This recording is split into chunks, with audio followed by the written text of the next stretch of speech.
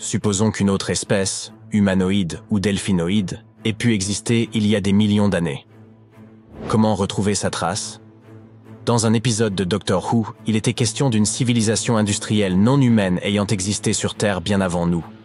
Ces reptiles, appelés siluriens, furent contraints de s'enfoncer dans les profondeurs de la Terre à la suite d'une hausse catastrophique des températures. Ils y survécurent pendant des siècles. C'est ce qui a incité les scientifiques à créer l'hypothèse silurienne. S'il existait une civilisation avancée avant la nôtre, nous devrions en trouver les traces quelque part. Eh bien, essayons. Le climatologue Gavin Schmidt et l'astrophysicien Adam Frank ont décidé de se pencher sur la question. Toute civilisation technologiquement avancée est avide d'énergie. Ces scientifiques recherchent donc des effets globaux qui laisseraient une trace importante. Par exemple, des indices de processus industriels à grande échelle, comme les usines et les fabriques, et leurs résidus. Vient ensuite la question de la durée de vie de ces civilisations. Si elles ont existé sur une longue période, nous devrions rechercher des signes durables, tels que des résidus de combustion de matières fossiles, des extinctions massives, des substances chimiques synthétiques non présentes dans la nature et même des traces de fission nucléaire. En fait, nous devrions rechercher toutes les choses que l'homme laisse aujourd'hui derrière lui comme preuve de ses activités. Malheureusement, ces preuves ne sont pas si faciles à trouver. Imaginons un scénario inquiétant. L'humanité disparaît soudainement. Même si nous avons l'impression que nous avons apporté beaucoup de changements à notre planète, une civilisation future, dans des millions d'années, aurait du mal à trouver des vestiges de notre existence. Pourquoi? Notre planète existe depuis 4 ou 5 milliards d'années. La vie complexe sur Terre existe depuis plus de 400 millions d'années. En comparaison, notre période industrielle n'a duré qu'environ 300 ans et nous n'avons toujours pas laissé de traces significatives. Nos archives sur l'histoire de la Terre sont pleines de lacunes, surtout si l'on remonte très loin en arrière. Le registre des fossiles ne contient que quelques éléments. Il est très sélectif et incomplet.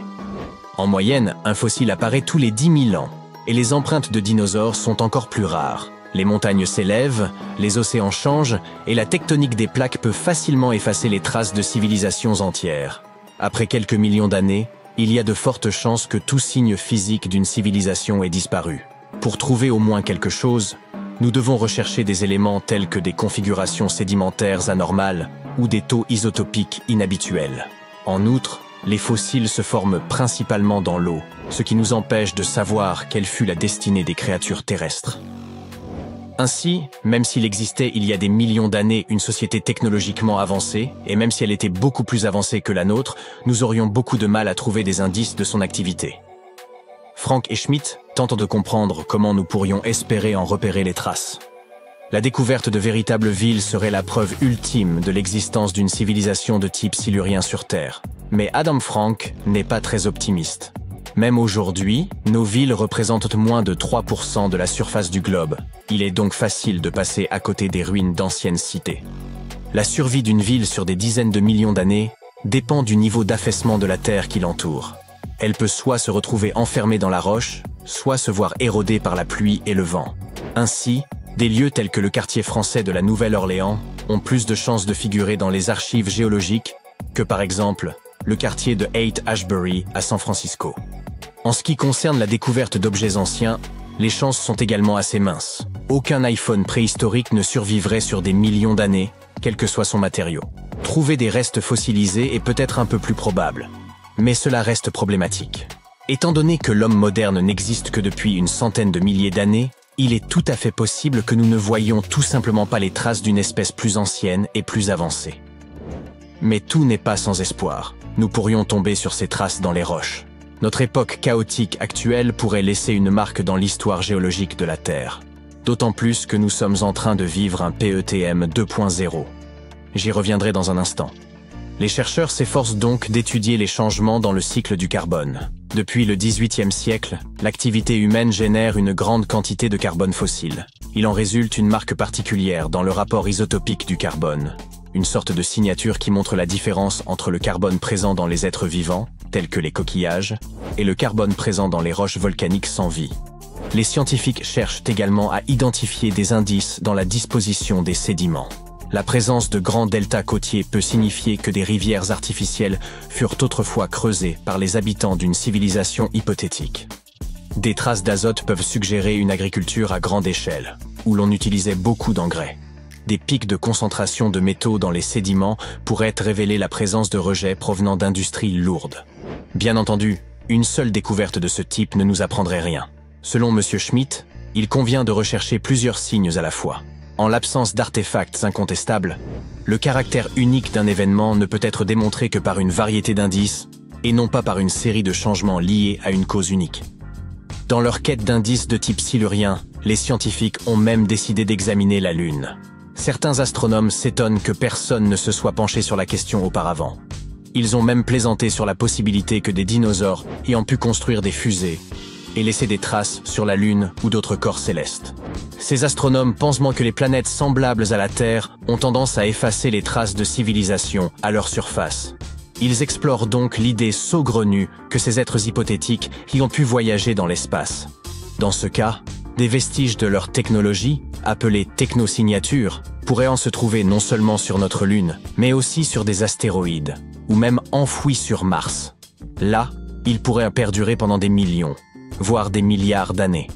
Malheureusement, jusqu'à présent, bien qu'ils aient sondé les 380 millions d'années écoulées et examiné tous les événements anormaux, les chercheurs n'ont pas trouvé de traces évidentes d'une civilisation technologique.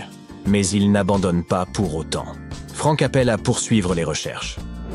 Par exemple, nous pourrions étudier comment les produits chimiques industriels modernes se conservent dans les sédiments océaniques. Cela pourrait nous aider à identifier des traces chimiques similaires dans l'histoire de la Terre. S'il n'y a pas de traces, pourquoi se donner tant de mal? Ces recherches sont basées sur les récents articles de Schmitt et Frank. Ils se sont penchés sur l'Anthropocène. Il s'agit de la période dominée par les activités humaines sur Terre. Elle est remplie de ce que l'on appelle des hyperthermies. Il s'agit d'événements préhistoriques au cours desquels les températures sur Terre ont fortement augmenté sur une période relativement courte. Des sortes de vagues de chaleur extrêmes du passé. Le maximum thermique du passage Paléocène-Éocène, ou PETM, en est un bon exemple. Ce phénomène, qui s'est produit il y a environ 55 millions d'années, s'est traduit par une hausse rapide des températures mondiales. En l'espace de 200 000 ans, la température moyenne sur Terre est passée d'environ -12,8 à -10 degrés Celsius. Nous étudions ces hyperthermies pour comprendre comment elles se sont produites, qu'elles soient dues à des causes naturelles ou à des activités humaines. Et elles sont donc à l'origine des recherches de Frank et Schmitt. Pour les étudier, les scientifiques ont commencé à examiner les signaux chimiques et leurs différentes traces présentes dans les roches. Ce faisant, Schmitt et Frank ont découvert d'étranges parallèles entre tous les problèmes climatiques actuels et les périodes passées de changements rapides de température. Il existe une grande similitude entre le PETM et d'autres événements hyperthermiques. Tous ces travaux ne visent donc pas seulement à résoudre un mystère historique. Comprendre notre impact sur l'environnement peut nous aider à trouver de meilleurs moyens de vivre en harmonie avec la planète et d'éviter de disparaître en tant qu'espèce. Notre Voie lactée regorge de planètes qui pourraient être propices à la vie, mais nous ne savons pas s'il existe d'autres civilisations. La Terre est le seul endroit que nous connaissons où vivent des êtres vivants. Il y a environ 200 ans, on se demandait s'il n'y avait pas une civilisation sur Mars. À l'époque, c'était une vraie question. Mais une fois que nos sondes spatiales nous ont envoyé des photos, nous avons constaté qu'il n'y avait aucune preuve de l'existence d'une civilisation extraterrestre, et nous sommes un peu passés à autre chose. Aujourd'hui, cette question n'est même plus considérée comme un sujet scientifique sérieux. Elle est même un peu ridicule. Mais personne n'a encore fixé de limite claire à ce qui aurait pu se produire sur notre propre planète il y a très longtemps. Même nous n'avons aucune preuve. Nous ne devrions pas écarter cette possibilité. N'oublions pas que l'humanité a mis du temps à identifier les dinosaures. Les Siluriens attendent peut-être patiemment leur heure. Imaginez-vous en train de traverser un désert à pied. Il fait chaud, vous avez terriblement soif et pour couronner le tout, il vous faut contourner ce mur. Un mur au milieu d'un désert aride et sans vie. Exactement, un mur dans le nord du désert saoudien. Les archéologues viennent de faire une découverte extraordinaire, et il ne s'agit pas d'un simple mur.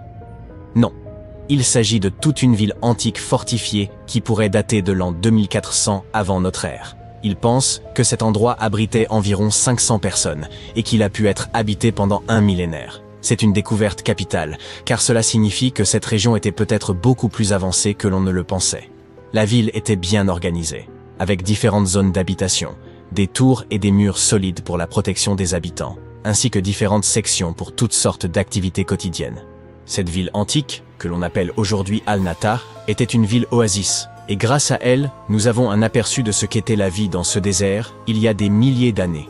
Apparemment, les différentes zones étaient bien séparées. Il y avait des quartiers résidentiels, un cimetière, des terres agricoles et même un centre-ville. Cette ville oasis, située dans la région de Khaybar, constitue la première grande colonie organisée du 2e ou 3e millénaire avant notre ère découverte par les chercheurs dans le nord-ouest de l'Arabie.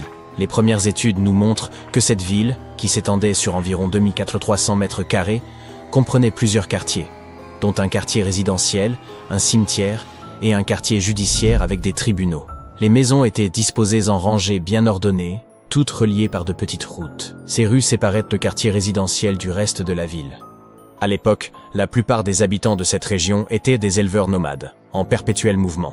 Cependant, les archéologues sont convaincus que pendant l'âge du bronze, le nord-ouest de l'Arabie était parsemé de petites villes fortifiées et d'oasis. Ces villes et oasis reliées entre elles étaient uniques. Elles offraient aux populations la sécurité nécessaire pour vivre, stocker des marchandises et faire du commerce.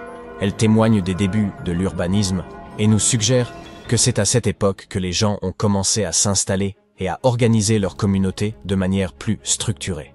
L'équipe de recherche estime qu'il y avait environ 50 maisons à Al-Natar. Cependant, ce nombre pourrait atteindre 70 à mesure que les fouilles avancent. On pense que quelques centaines de personnes vivaient là. L'un des aspects les plus remarquables est sans doute que certaines maisons comptaient jusqu'à 3 étages.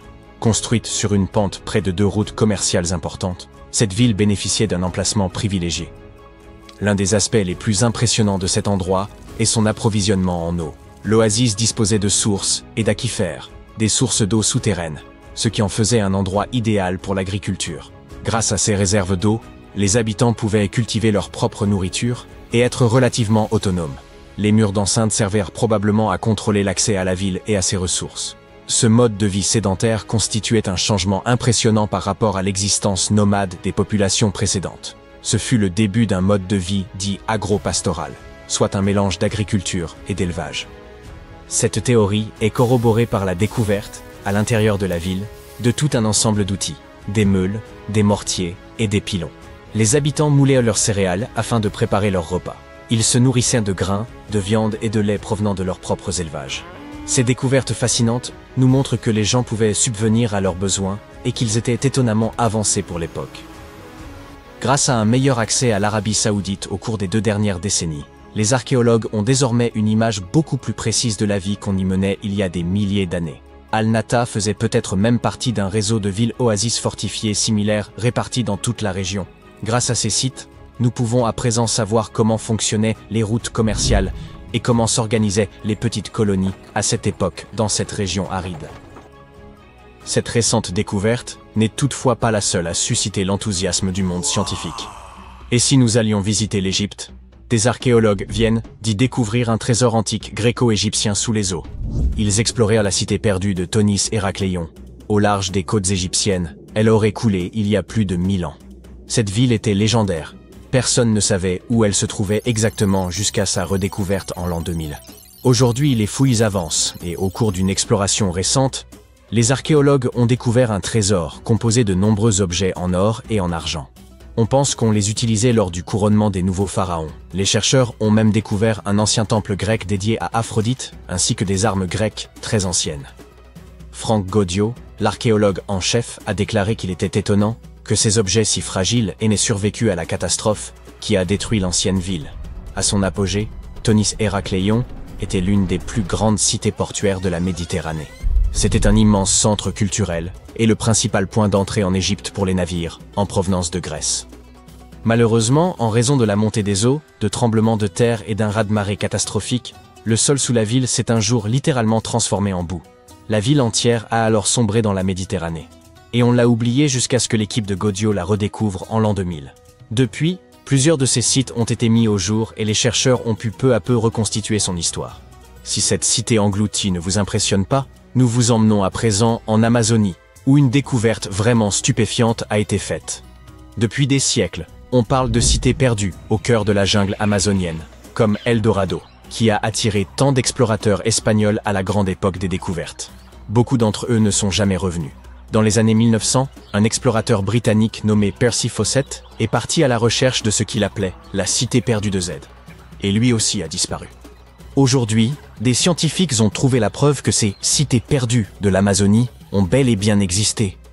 Une équipe de chercheurs a utilisé une technologie appelée LIDAR, qui permet de voir à travers l'épaisse jungle depuis le ciel en projetant des faisceaux lumineux vers le sol. Ils ont survolé la jungle bolivienne à bord d'un hélicoptère à environ 200 mètres d'altitude et ont cartographié ces anciennes cités. Ils ont découvert les ruines d'une immense agglomération construite par le peuple Kazarab, qui y a vécu de 500 à 1400 après JC. Il ne s'agissait pas juste de quelques bâtiments éparpillés ici et là.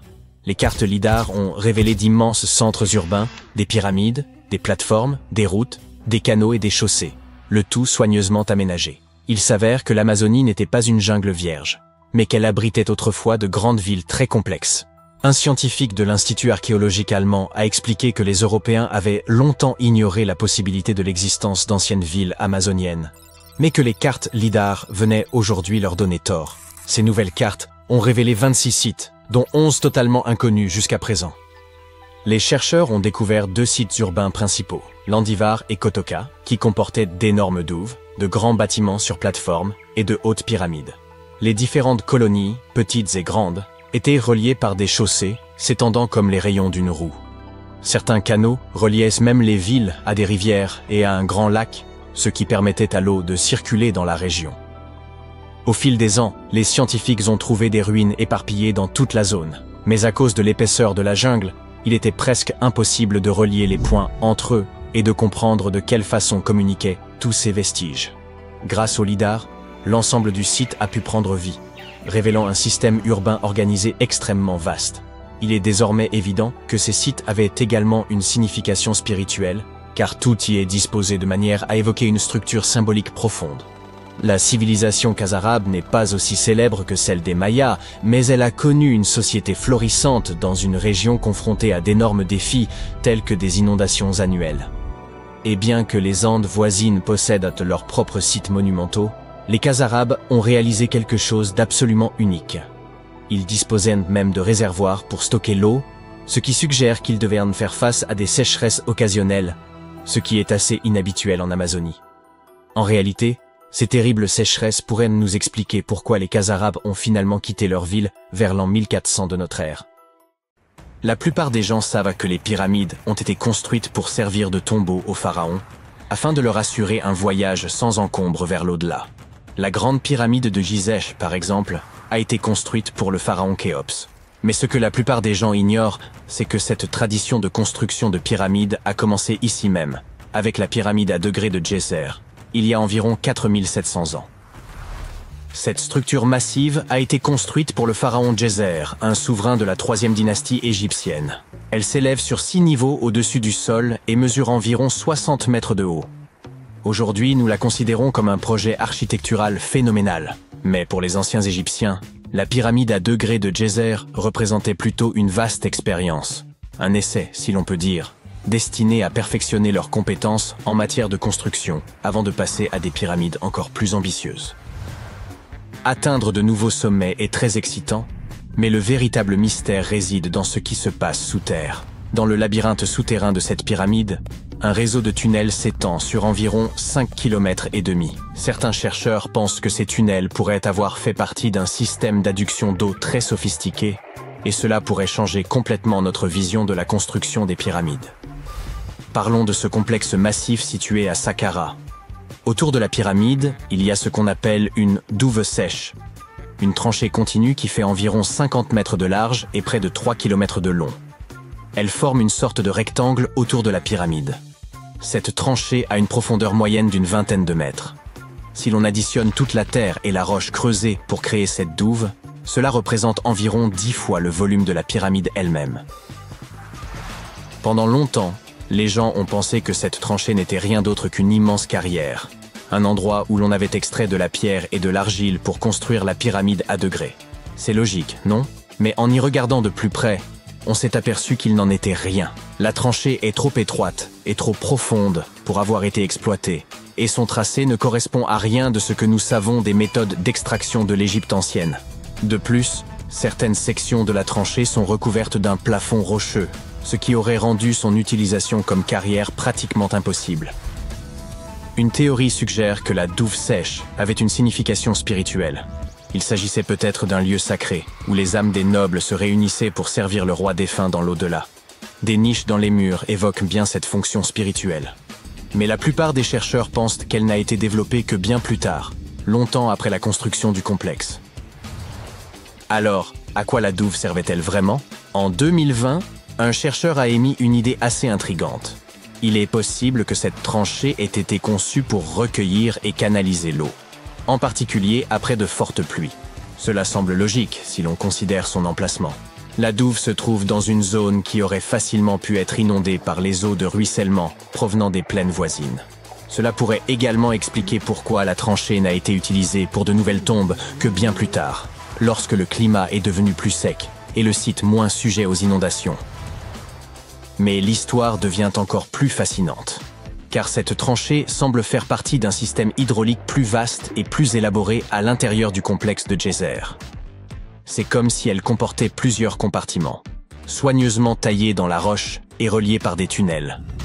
Ces compartiments faisaient probablement partie d'un système de traitement de l'eau. L'eau s'écoulait d'un compartiment à l'autre, se purifiant au fur et à mesure qu'elle progressait. C'est ici que les choses commencent à se rattacher à la pyramide elle-même. Le complexe de Djéser comporte une série de puits souterrains, et certains chercheurs pensent que l'eau de la douve a pu être utilisée pour alimenter un système d'ascenseur hydraulique. Cet ascenseur hydraulique géant aurait alors servi à soulever les lourdes pierres nécessaires à la construction de la pyramide. Il fonctionnait comme un volcan, mais au lieu de lave, c'est de l'eau qui soulevait les blocs de pierre. Imaginez un grand trou profond dans le sol au centre du site de la pyramide. À l'intérieur de ce trou, il y avait une énorme plateforme en bois, un peu comme un radeau géant qui pouvait monter et descendre. Lorsque les ouvriers voulaient soulever une pierre lourde, ils remplissaient le trou d'eau. Lorsque le niveau de l'eau montait, la plateforme en bois se mettait à flotter, emportant la pierre avec elle, un peu comme un ascenseur géant. Lorsque la pierre atteignait la bonne hauteur, les ouvriers la faisaient glisser de la plateforme vers la pyramide. L'idée, c'est que l'eau de la tranchée, après avoir été nettoyée et filtrée, se serait écoulée dans ces puits. Un flotteur énorme, peut-être en bois, s'élevait alors au fur et à mesure que l'eau remplissait le puits, soulevant les pierres jusqu'à l'endroit où on en avait besoin pour la construction. Une fois la pierre en place, l'eau était évacuée et la plateforme redescendait, prête à soulever la pierre suivante. Ce système de levage hydraulique sophistiqué aurait pu changer la donne, rendant l'ensemble du processus de construction beaucoup plus rapide et efficace, et permettant d'économiser de la main-d'œuvre. C'est comme si les anciens Égyptiens avaient déjà adopté la notion selon laquelle travailler plus intelligemment vaut mieux que travailler plus durement. Mais bien sûr, tout le monde n'est pas d'accord avec cette théorie. Certains experts affirment que la zone où a été construite la pyramide à degrés de Djéser n'aurait pas pu fournir suffisamment d'eau. Les pluies étaient assez rares pour entretenir un système hydraulique aussi élaboré. La théorie principale suggère qu'il y avait peut-être un lac à proximité qui se serait rempli après chaque période de pluie et qui aurait fourni l'eau dont le complexe avait besoin pour son système hydraulique. Or, aucun écrit de l'Égypte ancienne ne fait mention d'un tel lac. Il s'agit donc plus d'une hypothèse que d'une réalité. Et puis, il y a la question du travail lui-même. Vous vous souvenez que j'ai dit que cette méthode aurait pu permettre aux anciens bâtisseurs d'élever des pierres avec beaucoup moins d'efforts? Ce n'est peut-être pas tout à fait vrai. Selon certains experts, la construction de ce dispositif aurait nécessité beaucoup plus de travail que le simple déplacement des blocs de pierre nécessaires à l'édification du monument. Et n'oublions pas que la pyramide à degrés de Djéser est relativement petite comparée à celles qui ont suivi. Les pierres utilisées pesaient en moyenne 300 kg chacune, ce qui n'est rien comparé aux blocs de plus de 2,5 tonnes utilisés plus tard pour la pyramide de Khéphren. S'il nous faut complètement écarter cette théorie de l'ascenseur hydraulique, il nous reste à expliquer comment cette pyramide a été construite. Pour répondre à cette question, nous devons revenir un peu en arrière et parler des plans d'origine. Avant que la tombe de Djéser ne devienne une pyramide, l'idée était de construire un simple mastaba.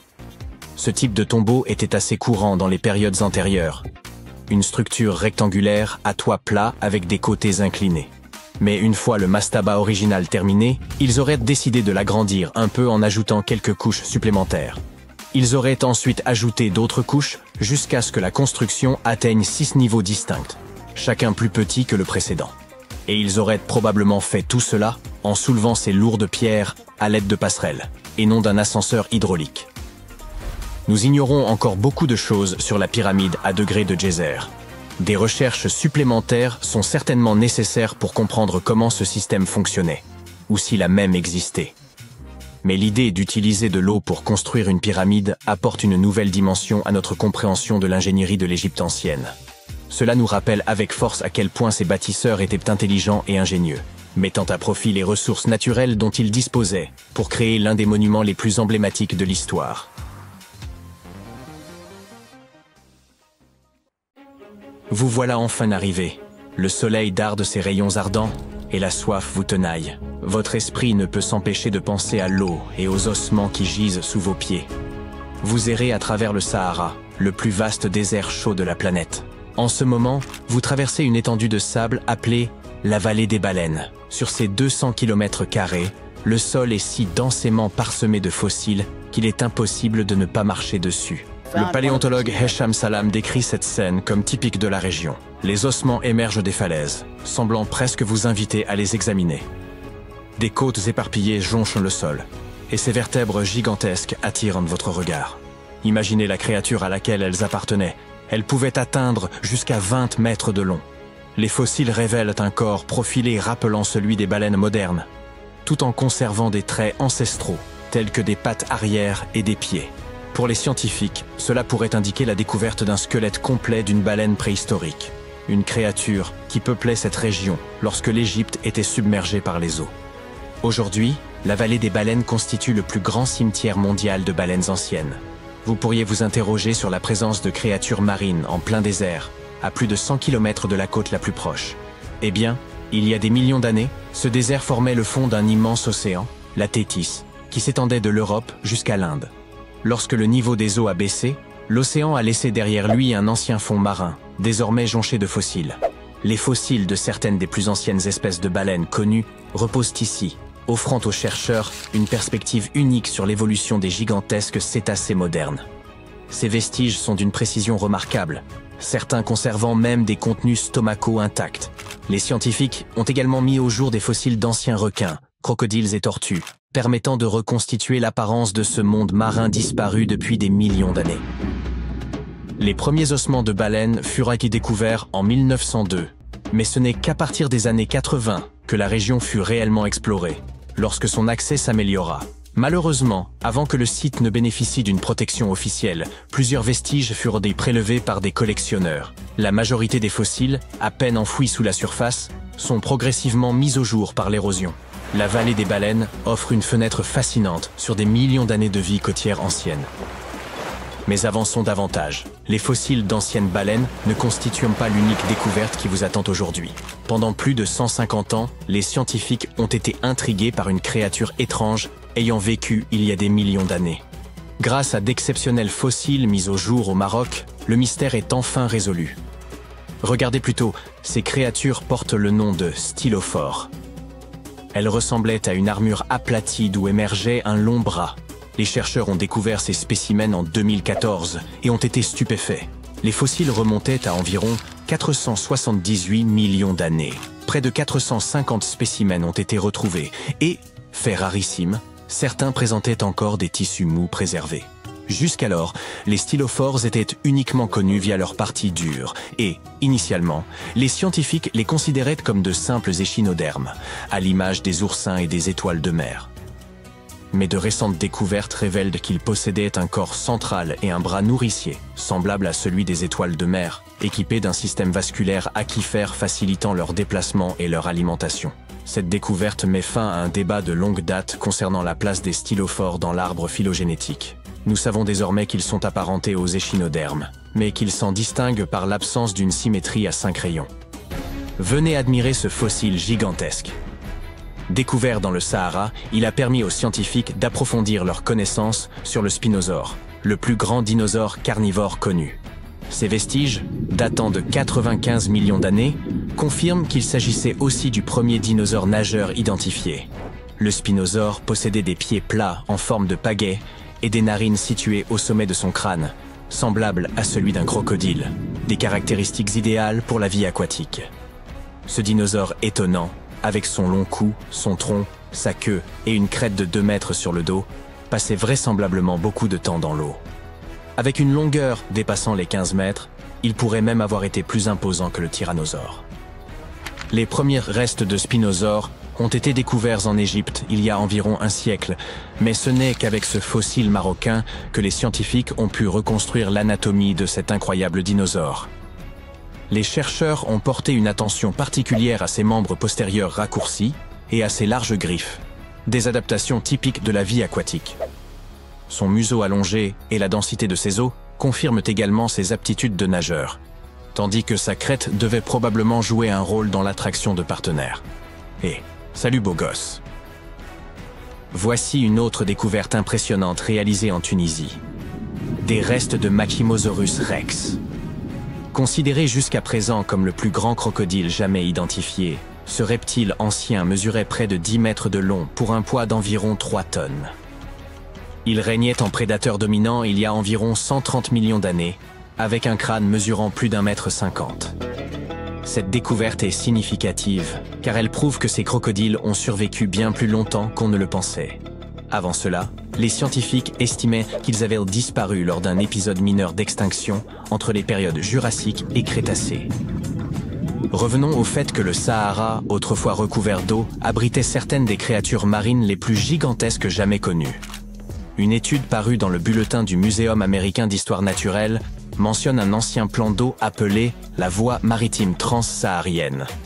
Il aurait existé entre 100 et 50 millions d'années auparavant et s'étendait sur une partie de l'Afrique de l'Ouest. Les scientifiques ont passé près de 2 décennies à reconstituer cet écosystème préhistorique. Ils ont découvert qu'il était chaud et peu profond, accueillant des créatures terrifiantes telles que des silures d'1,50 m et des serpents de mer de 12 mètres. Effrayant, non? Ce réseau maritime, isolé des grands océans pendant de longues périodes, aurait favorisé l'augmentation de la taille de ses prédateurs, grâce à une disponibilité constante des ressources. C'est un cas classique d'évolution, conduisant au phénomène que les scientifiques nomment gigantisme, dans des environnements isolés. Par ailleurs, toute cette eau n'a pas disparu sans laisser de traces. Sous les dunes du Sahara, les chercheurs ont mis au jour un gigantesque lac ancien surnommé Mégalac, un nom bien mérité. Ce lac s'est formé il y a environ 250 000 ans, lorsque le Nil a inondé l'est du Sahara. À son apogée, il couvrait plus de 100 000 km², soit environ la moitié de la superficie du Kansas.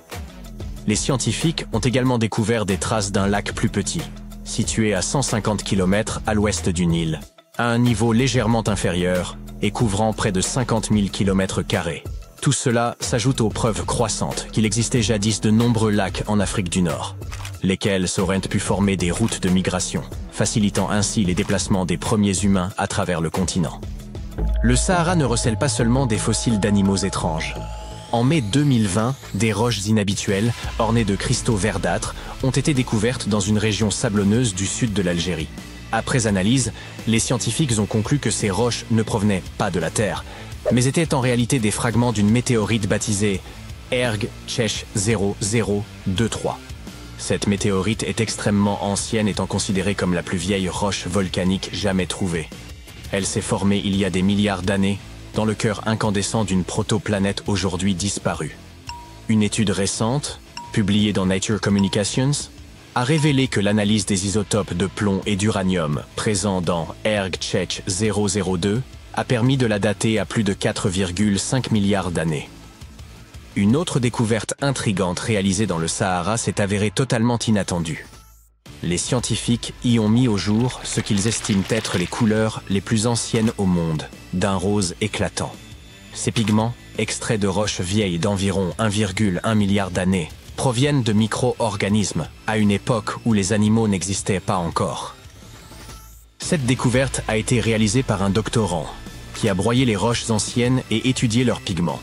Ces derniers se sont avérés être une chlorophylle ancienne issue d'organismes photosynthétiques qui vivaient dans un océan depuis longtemps disparu. Les chercheurs sont désormais convaincus que cette découverte pourrait nous éclairer sur la raison pour laquelle des organismes plus grands et plus complexes sont apparus bien plus tard dans notre histoire. Avant que ces pigments roses ne soient découverts, les scientifiques ignoraient ce qui freinait l'évolution des grands animaux dans la chaîne alimentaire. Ils comprennent désormais que des cyanobactéries microscopiques se trouvaient à la base de cette chaîne. Cette découverte ne se limite pas à l'identification de pigments anciens, mais représente une avancée majeure dans la compréhension de l'histoire de la vie sur notre planète.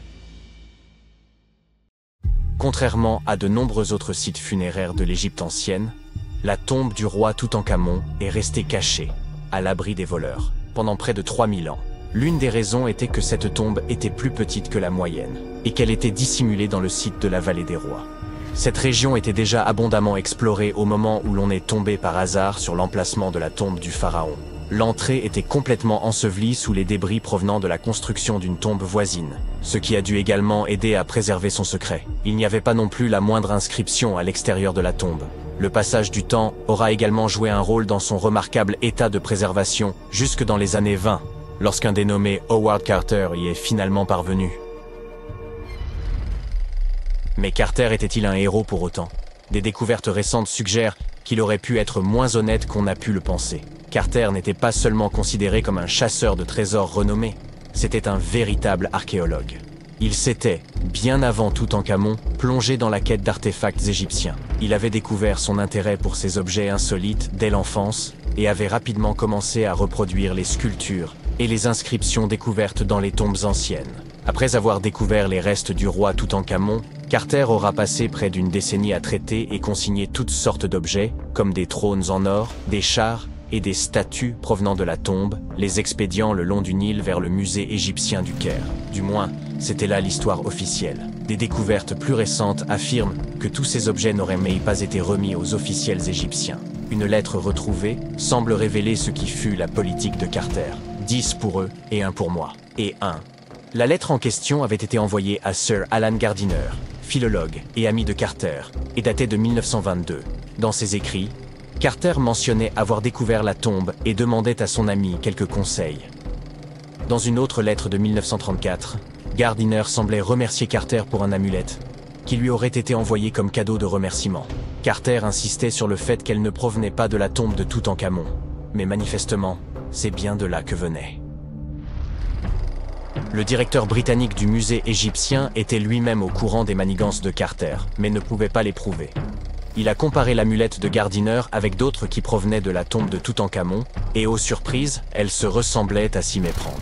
Gardiner était tellement embarrassé d'avoir été mis dans une situation si délicate qu'il s'est plaint à Carter dans une autre lettre. En bon ami, Gardiner a préféré ne pas jeter l'opprobre sur le célèbre archéologue. À la place, il a conseillé à Carter de restituer ses objets volés au Caire, tout comme il vous conseillerait de donner un coup de pouce cette vidéo et de vous abonner à la chaîne pour plus de vidéos incroyables sur les secrets les plus pharaoniques de l'histoire. Ce n'est pas le seul élément louche concernant le comportement de Carter après la découverte. En 1947, un dénommé Alfred Luca, qui avait travaillé aux côtés de l'archéologue controversé, a livré des informations dans une obscure revue Kérot. Il affirmait que Carter avait discrètement forcé la porte de la chambre funéraire par lui-même. Après quoi, il l'avait refermée comme si de rien n'était avant d'officialiser la découverte. Pourquoi aurait-il fait cela? Eh bien, la même théorie suggère que Carter et son équipe auraient pu pénétrer dans la tombe plus tôt afin de faire main basse sur quelques trésors anciens. Bien entendu, ces gens ne pouvaient pas risquer de revendre de tels objets de leur vivant, mais s'assureraient qu'ils soient vendus aux enchères après leur décès. Carter n'a cependant jamais rien avoué. Il n'a pas émis de démenti officiel non plus. Mais le gouvernement égyptien ne pouvait pas risquer d'autres disparitions inexpliquées. On lui a donc interdit l'accès à la tombe pendant un certain temps. Certains ont associé ces disparitions à la malédiction du roi Toutankhamon. Si vous n'en avez jamais entendu parler, sachez que cette histoire effrayante a passionné les foules peu après la découverte de la sépulture du pharaon. On prétendait que quiconque interférait avec la tombe du jeune roi serait poursuivi par la malédiction. Ce n'est pas aussi spectaculaire qu'une momie se lançant après vous, mais il se murmure que tous ceux qui ont perturbé la demeure de Toutankhamon ont rencontré des fins aussi mystérieuses que prématurées. Le décès le plus remarquable lié à cette prétendue malédiction est celui de George Herbert, le 5e comte de Carnarvon. C'est cet aristocrate britannique qui avait financé la quête de cette tombe, et il est décédé juste un an après l'ouverture du caveau. Aujourd'hui, les gens aiment y voir un grand mystère, mais il se trouve qu'Herbert était déjà en très mauvaise santé lorsqu'il est parvenu au Caire, et qu'il a fini par succomber à une maladie commune. Maintenant, parlons chiffres. Beaucoup de monde s'est trouvé lié à l'ouverture de ce tombeau. Des gardes de sécurité, des archéologues et quantité d'ouvriers. Et certes, quelques-uns d'entre eux sont morts peu après que le tombeau a commencé à recevoir des visiteurs. Mais aussi attrayante que soit cette malédiction dans notre récit, statistiquement, si vous avez un groupe de personnes impliquées dans l'ouverture d'une tombe, vous devriez vous attendre à quelques décès, simplement du fait du hasard. La durée de vie moyenne de tous ceux qui auraient été frappés par l'ancienne malédiction était de plus de 20 ans après que le sort se soit abattu sur eux. La fille d'Herbert a même vécu jusque dans les années 80, soit 50 ans plus tard. Et Howard Carter lui-même a vécu jusqu'en 1939, soit 16 ans après la grande découverte. Certains ont suggéré que toute cette malédiction n'était rien de plus qu'une stratégie de communication soigneusement élaborée. Lorsque la tombe de Toutankhamon a été découverte, Howard Carter était soucieux d'en tenir les journalistes à l'écart. Ainsi, il aurait pu inventer une malédiction pesant sur quiconque se serait approché de la sépulture du jeune roi. Mais qu'a-t-on bien pu dérober dans la tombe de Toutankhamon? Eh bien, pour commencer, quelques bijoux. Ils pourraient avoir été volés par Howard Carter lui-même, selon un spécialiste français, qui a mené une recherche approfondie en examinant de vieilles photos prises à l'intérieur de la tombe dans les années 20. Il a comparé ces images à celles de divers objets provenant de musées et de ventes aux enchères, et il s'est rapidement mis à retracer l'itinéraire de certains des bijoux de Toutankhamon. Tout d'abord, il y a ce collier, qui ornait autrefois la poitrine du pharaon. Il était brisé en plusieurs morceaux, et certaines parties ont été envoyées via Carter au musée Nelson Atkins du Missouri.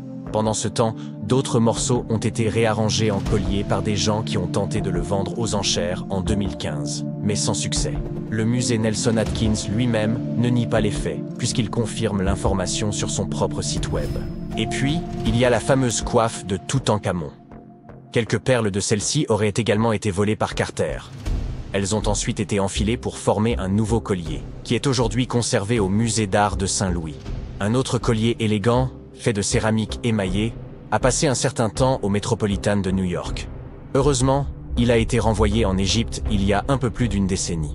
Il semble qu'il ait été, comme on pourrait s'y attendre, également volé par Carter. Malgré les articles manquants, la tombe de Toutankhamon a tout de même révélé une multitude d'objets incroyables, qui nous ont permis d'en apprendre davantage sur cette culture ancienne. Commençons par le célèbre masque funéraire. Il s'agit d'un énorme ouvrage en or de 53 cm de diamètre, orné de pierres semi-précieuses et de pâte de verre.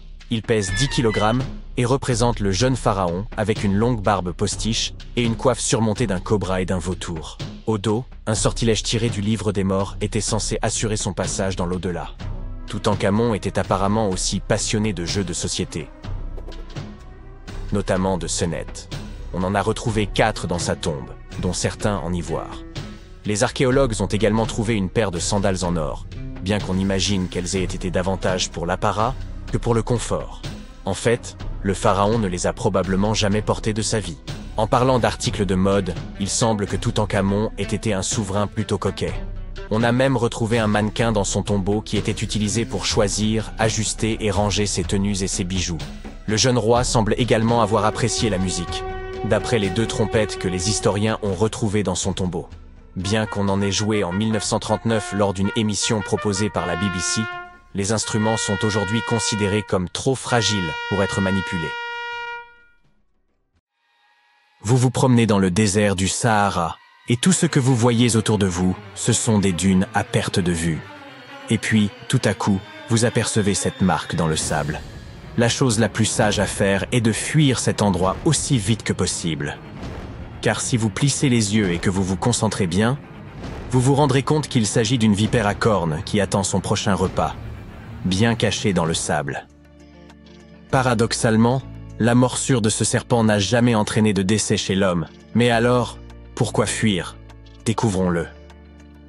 La vipère à cornes est l'un des serpents les plus célèbres du désert et un vrai pro de la dissimulation. Le céraste, nom scientifique de ce serpent, est l'une des créatures les mieux camouflées de tout le règne animal. Il peut mesurer entre 30 et 60 cm de long en moyenne, mais les plus grands spécimens peuvent atteindre 84 cm, soit près d'1 mètre. Même si cela ne vous semble pas super long, croyez-moi, vous ne voudriez pas que l'une de ces bestioles se faufile derrière vous. Il est intéressant de noter que les femelles de cette espèce sont plus grandes que les mâles, ce qui est rare chez les serpents et leur confère une présence encore plus intimidante. Mais ce qui est vraiment unique chez cette vipère, ce sont bien sûr ses cornes, effrayantes, une au-dessus de chaque œil. Elles donnent à ce reptile une allure de dragon et le distinguent de la plupart des autres vipères du désert. Toutes les vipères du Sahara n'ont pas ces cornes. Certaines ont des sortes de petits boutons et d'autres rien du tout, selon ce que la génétique a décidé de donner à chacune. Néanmoins, ces cornes renforcent l'aspect menaçant de la vipère et la rendent encore plus redoutable. Mais ce ne sont pas seulement les cornes ou la taille qui rendent ces créatures si chic que fascinantes. Les mâles et les femelles ont d'autres différences que leur taille. La tête et les yeux des mâles sont nettement plus grands que ceux des femelles. Et par rapport à leurs proches parents, le Cerastes gasperetti, ces vipères à cornes du Sahara ont une grosse tête et sont plus susceptibles d'arborer ces cornes effrayantes. Parlons maintenant de ce qui fait de la vipère à cornes un véritable maître de la survie. Son étonnante capacité à se dissimuler dans le sable. La coloration de cette vipère correspond aux différentes teintes du Sahara, jaune, gris pâle, rosé, rougeâtre et brun clair. Son dos présente un motif complexe, avec des taches sombres semi-rectangulaires qui fusionnent parfois pour former des barres transversales. En même temps, le bas-ventre est blanc et la queue a souvent une extrémité noire. C'est une astuce. Certains animaux peuvent confondre cette caractéristique avec un dard de scorpion. Ce camouflage est la principale forme de défense de la vipère et son meilleur outil de chasse. Ce reptile ne se contente pas de se glisser rapidement hors de vue. Il s'enfouit dans le sable. Il peut agiter son corps sous le sable meuble du désert, ne laissant apparaître que ses yeux et ses narines. Imaginez une créature si habile à se cacher qu'elle n'a qu'à s'allonger pour disparaître presque complètement. Et alors gare à la souris, au lézard ou à l'homme qui passerait par là sans se douter de rien. Pendant la journée, la vipère s'abrite généralement sous des rochers et dans des terriers creusés par d'autres animaux. Parfois, elle se cache tout simplement à l'ombre des buissons. Pour une créature d'apparence si féroce, la vipère à cornes du Sahara est étonnamment calme.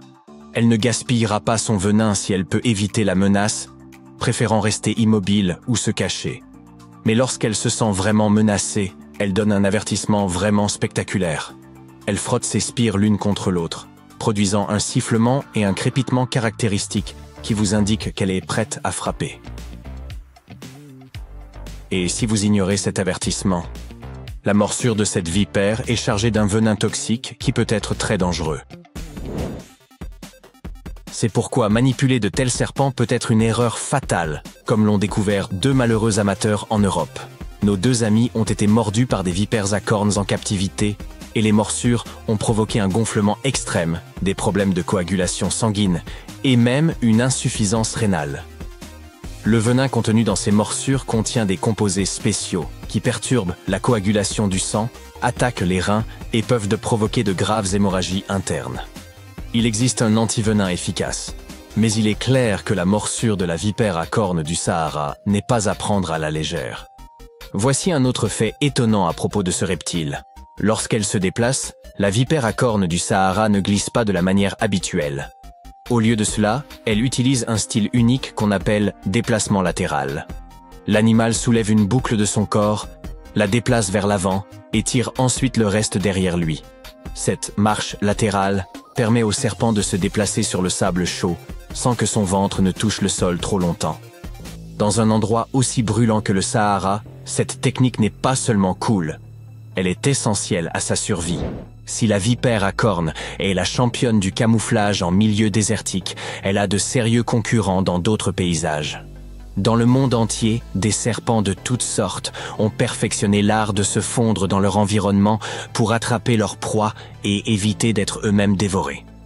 C'est le cas du serpent brun, un serpent australien et l'un des plus venimeux au monde.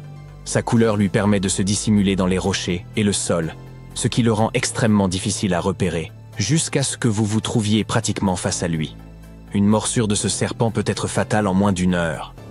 Ou encore le mocassin à tête cuivrée, que l'on trouve dans les forêts états-uniennes.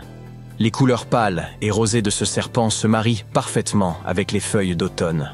Il se fige souvent au lieu de s'enfuir, ce qui entraîne de nombreuses morsures accidentelles.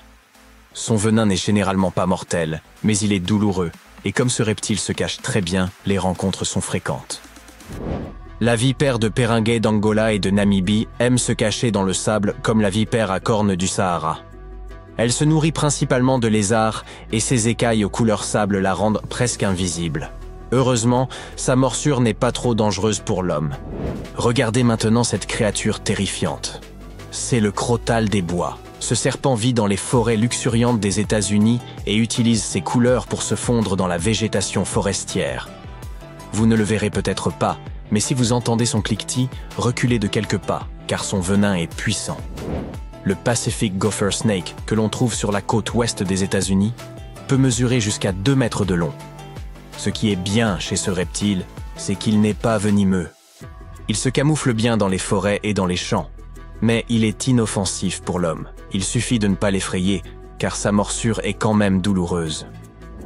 Dans les terrains rocheux de Californie et d'Oregon, vous rencontrerez peut-être le crotale de l'Ouest, qui aime se fondre dans les rochers bruns foncés et dorés.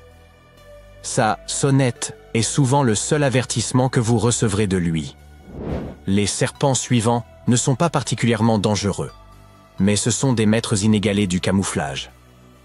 La couleuvre verte se cache parfaitement dans les feuilles et dans l'herbe, et elle est généralement invisible pour les promeneurs non avertis. La vipère péliade aime se cacher dans les feuilles et les arbustes. Quant à l'inoffensive couleuvre rayée, elle sait se fondre dans la terre et la basse végétation. N'oubliez pas que même si tous ces serpents ne sont pas venimeux, ils peuvent tout de même vous donner un coup de dent douloureux. Bien sûr, je ne peux pas ne pas mentionner l'énorme python réticulé. Même s'il peut atteindre plus de 6,5 mètres de long, ce serpent d'Asie du Sud est un expert lorsqu'il s'agit de se cacher dans les feuilles et dans l'ombre. C'est l'un des seuls serpents connus pour chasser occasionnellement l'homme. Soyez donc prudents sur son territoire. Dans la nature, les serpents comme la vipère à cornes du Sahara se camouflent pour chasser et éviter d'être chassés. Ils peuvent se cacher dans les feuilles, le sable ou les rochers, mais dans tous les cas, c'est toujours pour un but bien précis que l'évolution les a dotés de ce talent inégalé. La vipère du désert s'enterre pour rester au frais et attraper ses proies, tandis que les serpents des forêts se fondent dans la masse pour chasser en silence et éviter les humains. Pour eux, rester caché n'est pas seulement une question de survie, c'est un avantage considérable. Alors, la prochaine fois que vous partirez en randonnée, n'oubliez pas que vous pourriez croiser un de ces chasseurs. Il vous observe avec une patience tranquille et effrayante. Et oui, amusez-vous bien. Les grandes pyramides. Elles figurent parmi les 7 merveilles du monde antique et sont les seules à exister encore aujourd'hui. Saviez-vous que les pyramides de Gizeh n'étaient pourtant pas uniques en leur genre et qu'elles ne furent même pas les premières? Il y eut d'abord les moyennes pyramides, mais elles n'ont pas si bien marché. Bon, j'arrête de dire des sottises. Pour en revenir à notre histoire, dans l'Égypte ancienne, on croyait que les rois étaient choisis par les dieux pour servir sur terre en tant que médiateurs. Dans l'au-delà, ils étaient censés devenir eux-mêmes des dieux. Le complexe pyramidal fut donc construit pour que le roi dispose de tout ce dont il pourrait avoir besoin dans l'au-delà. Il y avait la pyramide, un palais et des temples. Le tombeau du roi, dans la pyramide, était rempli de tout le nécessaire, des meubles, de la nourriture et des objets d'or. En fait, la première pyramide a été construite 80 ans avant la première pyramide de Gizeh. Au total, il y en avait une centaine. Certaines ne furent pas achevées, car la construction prenait du temps, et tous les pharaons ne vivaient pas assez longtemps pour voir la fin des travaux. Parlons maintenant de la construction elle-même. La plus grande des pyramides de Gizeh est aussi haute qu'un immeuble de 40 étages. Comment diable ont-ils réussi à construire une structure aussi massive il y a 5000 ans, bien avant l'apparition des machines et autres équipements? Nous allons voir ça.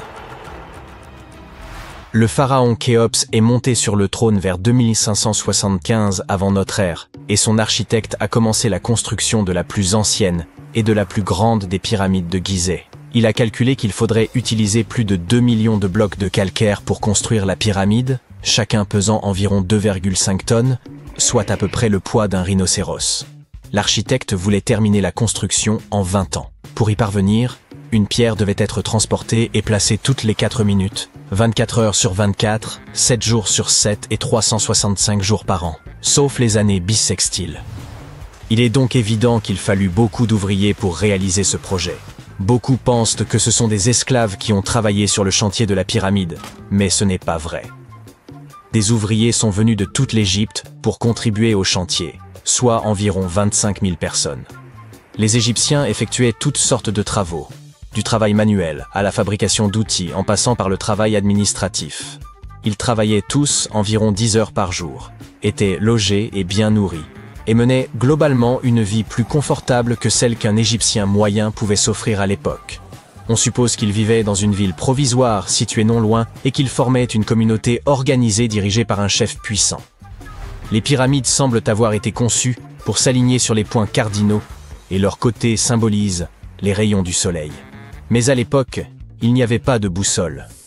Les anciens Égyptiens calculaient eux-mêmes les directions, et ce avec une précision étonnante. Pour aligner les pyramides, ils utilisèrent 2 constellations. Le chantier était situé sur la rive ouest du Nil. Cela avait également une signification symbolique. Le soleil se couche à l'ouest, et la vie devait nécessairement en faire autant. La deuxième pyramide de Gizeh fut construite pour le fils de Khéops, le pharaon Khéphren. Elle est un peu plus petite, mais c'est elle qui abrite la célèbre statue du Sphinx sans nez. Bien sûr, à l'origine, il avait un nez. Je vous raconterai bien ce qui lui est arrivé, mais c'est encore un mystère, personne ne le sait vraiment. Les sphinx ont un corps de lion et une tête d'homme. On les considérait comme les gardiens de lieux importants. Ce célèbre sphinx porte la tête du pharaon Khéphren et garde sa pyramide, face au soleil levant. Le sphinx est l'une des plus grandes et des plus anciennes statues du monde. À l'origine, il n'avait pas seulement un nez, il était aussi coloré. Les scientifiques ont découvert des traces de couleur rouge sur son visage. Il est donc fort probable que le sphinx ait été peint de cette couleur. Il y a également des traces de jaune et de bleu sur son corps, une statue plutôt sympa. Jusqu'en 1800 environ, le sphinx était enterré jusqu'aux épaules, mais un aventurier accompagné d'une équipe de 160 hommes le déterra. Mais revenons à notre chantier. Les ouvriers avaient bien sûr besoin de blocs de pierre. Il y avait 2 endroits principaux où l'on pouvait s'en procurer. L'un d'eux se trouvait à proximité du site. Mais cette pierre jaune, tapissée de fossiles, ne convenait que pour l'intérieur de la pyramide. Les blocs de calcaire destinés à l'extérieur furent transportés sur 13 km grâce à des traîneaux de 2,5 mètres de long. Apparemment, il n'était pas trop difficile de les tirer. On mêlait de l'eau à la bonne quantité de sable, et ça glissait bien. 10 personnes suffisaient pour tirer un traîneau transportant une grosse pierre. Étonnamment, couper des blocs de calcaire n'était pas le plus difficile. Dans le sol, le calcaire est mou et peut être fendu assez facilement. Mais après avoir été exposé à l'air, il durcit. Le plus difficile fut donc de façonner tous ces blocs. Cette étape était cruciale, car la moindre imprécision pouvait entraîner l'effondrement de toute la pyramide. Bien, ces pierres calcaires étaient extraites, transportées sur un traîneau, façonnées. Et ensuite quoi? Comment les disposer? C'est encore un mystère. Les archéologues ont découvert les vestiges d'un système de rampes datant de l'époque de la construction des pyramides. Les historiens s'accordent donc à dire que les Égyptiens ont très probablement conçu un système unique pour déplacer et tirer ces énormes blocs. L'opinion la plus répandue est qu'il y avait plusieurs rampes autour de la pyramide. Il y avait probablement une rampe centrale avec 2 escaliers de chaque côté, construits directement sur les pierres de la pyramide.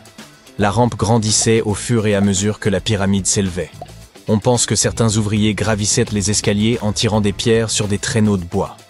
Mais ce n'est qu'une hypothèse parmi d'autres. D'autres affirment que les rampes se trouvaient autour de la pyramide, d'autres encore qu'elles se trouvaient à l'intérieur. Peut-être que nous ne le saurons jamais, et que le mystère restera entier pour toujours. Le calcaire extérieur de la pyramide était poli avec du sable et de la pierre pour qu'il brille. Au sommet, il y avait un pyramidion en or et en argent, qui scintillait sur l'Égypte comme un deuxième soleil. Voilà comment on occupait son temps il y a 5000 ans. Parlons maintenant de l'intérieur. Curieusement, il n'y a pas grand-chose à l'intérieur de la pyramide. En très grande partie, il s'agit de pierres massives, avec très peu d'espace ouvert. Mais jetons un coup d'œil rapide. Depuis l'entrée, il y a 2 escaliers, l'un qui descend, l'autre qui monte. Ils nous mènent aux chambres. Il y en a 3 à l'intérieur. Pourquoi? Apparemment, une chambre funéraire devait être toujours prête au cas où le pharaon aurait rendu l'âme avant la fin des travaux. À mesure que les travaux avançaient, d'autres chambres étaient reconstruites. La dernière était la principale, c'était la chambre du roi, celle où repose Khéops. C'est la plus grande pièce, au cœur de la pyramide, et un grand passage y mène. On l'utilisait probablement pour monter le granit, servant à décorer l'intérieur. On utilisa également du granit pour fabriquer 5 étages de poutres destinés à soutenir la structure. Et apparemment, ça a bien tenu étant donné que la pyramide est restée debout pendant des siècles. Malheureusement, aucune de ces chambres ne comporte de hiéroglyphes. Si vous voulez en voir, vous devez aller voir les tombes décorées situées près des pyramides. Ces œuvres sont des représentations de la culture et de la vie quotidienne de l'Égypte ancienne. Leurs textes permettent aux chercheurs d'étudier la langue et la grammaire. Les trésors qui se trouvaient autrefois dans les pyramides ont été emportés par des pilleurs. Il existe aussi de nombreux tunnels et passages secrets à l'intérieur des pyramides. Mais aujourd'hui encore, personne n'en connaît le plan complet. Cela fait des années que les scientifiques envoient des robots munis de caméras à l'intérieur. Mais il y a encore beaucoup de choses que nous ignorons. Aujourd'hui, ils se servent de rayons X pour scanner les pyramides de l'extérieur, sans entrer. Alors oui, les anciens Égyptiens ont bien créé un mystère que personne n'a réussi à percer en 5000 ans. Une découverte macabre a été faite en Égypte il y a quelques années. Vous voulez en savoir plus? 16 mains humaines, soigneusement enterrées dans 4 fosses sinistres. À première vue, elles ne ressemblaient pas vraiment à des mains humaines, car elles étaient anormalement grandes. Mais c'étaient bien des mains d'hommes. Bizarrement, il n'y avait que des mains droites, aucune main gauche. Et nous avons découvert qu'un ancien rituel très sombre avait eu lieu à cet endroit. L'art et les contes de l'Égypte ancienne parlent d'une cérémonie au cours de laquelle les guerriers présentaient la main droite de leurs adversaires comme preuve de leur victoire et demandaient de l'or en échange. Les Égyptiens croyaient en une vie après la mort, et couper la main de quelqu'un revenait à lui ôter son pouvoir pour l'éternité. S'assurer ce type de victoire était intéressant pour les guerriers. Dans le cas qui nous occupe, le combat avait opposé les Égyptiens aux Hyksos, qui vivaient dans ce qui s'appelait autrefois Canaan. L'Égypte a souvent été le théâtre de découvertes qui ont marqué l'histoire. Et il y a quelque temps, ce papyrus a été retrouvé. Quand on le déploie, il est un peu plus grand qu'un gratte-ciel. Le plus petit gratte-ciel du monde, d'accord. Celui de Wichita Falls, au Texas. À l'époque, les humains n'écrivaient pas sur leur téléphone, ils écrivaient sur cette chose, fabriquée à partir de la moelle du souchet papyrus. Il y a environ 2000 ans, les anciens Égyptiens ont composé quelque chose qui ressemble à un livre. Ils y ont décrit la plupart de leurs traditions funéraires et leur vision de l'au-delà. Ce manuscrit est considéré comme l'un des textes les plus importants de l'Égypte ancienne et il est encore vendu en librairie à ce jour. Il a été exhumé d'une chambre située juste au sud de la pyramide de Djéser, à Saqqara. Eh oui, Djéser est la pyramide la plus ancienne d'Égypte. Ce ne sont pas celles de Gizeh, comme le pensent la plupart des gens. Récemment, le site de Saqqara a été pris d'assaut par des archéologues super enthousiastes qui ont trouvé l'une des plus anciennes momies intactes d'Égypte. Ils pensent que cette momie bien conservée est la dépouille d'un homme fortuné. Elle a été découverte dans un puits profond, recouverte de plusieurs couches de feuilles d'or. De nombreux symboles montrent qu'il s'agissait d'un homme important et riche, comme le bandeau qu'il porte sur la tête, le bracelet sur sa poitrine et le fait qu'il ait été embaumé avec une tunique, ce qui était réservé à la fine fleur de l'Égypte. Mais le plus cool dans cette découverte, c'est que le lieu de repos était toujours scellé au mortier, soit dans l'état dans lequel les Égyptiens l'avaient laissé il y a 4300 ans. Cela peut paraître étrange, mais en 2008, des archéologues ont découvert une pyramide manquante. Elle a disparu parce qu'elle s'est tout simplement détériorée en l'espace de 4000 ans. Aujourd'hui, on ne voit plus que sa base. C'était un site très important dans l'Antiquité. On dit qu'autour de la pyramide, les anciens organisaient une cérémonie très particulière, au cours de laquelle les grands prêtres portaient les restes momifiés de taureaux sacrés. Voici un fait amusant. Les anciens Égyptiens croyaient que les taureaux étaient des incarnations terrestres de la divinité de la ville de Memphis et qu'ils étaient liés au rite de fertilité. Mais il ne s'agissait pas de n'importe quel taureau. Ils devaient être entièrement noirs, avec une seule marque blanche entre les cornes et tout un tas de caractéristiques très spécifiques. Ils étaient sélectionnés par les prêtres locaux et honorés jusqu'à leur mort. Ensuite, ils étaient momifiés et enterrés dans des galeries souterraines. Cette pyramide manquante a disparu vers le XVIIIe siècle. C'est un archéologue allemand qui l'a découverte pour la première fois dans le village de Saqqara. Il l'a nommée la pyramide décapitée lorsqu'il l'a vue pour la première fois. Mais des années après sa découverte officielle, le sable du désert est venu la recouvrir. On a procédé à quelques fouilles, entre le 19e et le 20e siècle, mais pas de manière systématique. C'est pourquoi les scientifiques ont été très contents le jour où ils ont déterré la base entière de la pyramide après avoir retiré le monticule de sable de 8 mètres qui la recouvrait. Et saviez-vous que des archéologues américains fouillaient un cimetière égyptien qui pourrait contenir plus d'1 million de corps momifiés? Jusqu'à présent, les archéologues ont déterré environ 1700 momies. L'une des principales différences avec les autres momies égyptiennes classiques est que ces personnes n'étaient ni des rois ni des pharaons. C'étaient des gens du peuple ayant vraisemblablement vécu il y a 1500 ans, lorsque l'Égypte était contrôlée par les empires romains et byzantins. Le nom du cimetière est intéressant, la voie du buffle d'eau, au cas où vous voudriez y jeter un coup d'œil lors de votre prochain voyage. Outre les taureaux et les buffles, les Égyptiens de l'Antiquité aimaient aussi les babouins. Y a-t-il une logique dans tout ça? Au début du XXe siècle, des archéologues ont découvert un site rempli de babouins momifiés dans un endroit appelé la vallée des singes. Un animal n'aurait pas été momifié s'il n'était pas considéré comme important. Certains animaux étaient plus importants que d'autres, car ils étaient liés à des divinités spécifiques. Les chacals étaient liés à Anubis, l'ancien dieu de l'au-delà. Quant aux chats, ils étaient assimilés à la divinité féminine Bastet. Les babouins étaient très importants, car on pensait qu'ils étaient liés à Thoth, la divinité de la sagesse et conseiller de Ra, l'une des divinités suprêmes de l'Égypte. Les archéologues ont découvert que ces babouins n'étaient pas très heureux. Ils pensent qu'on les gardait à l'intérieur et qu'ils furent privés de la lumière du soleil pendant la majeure partie de leur vie.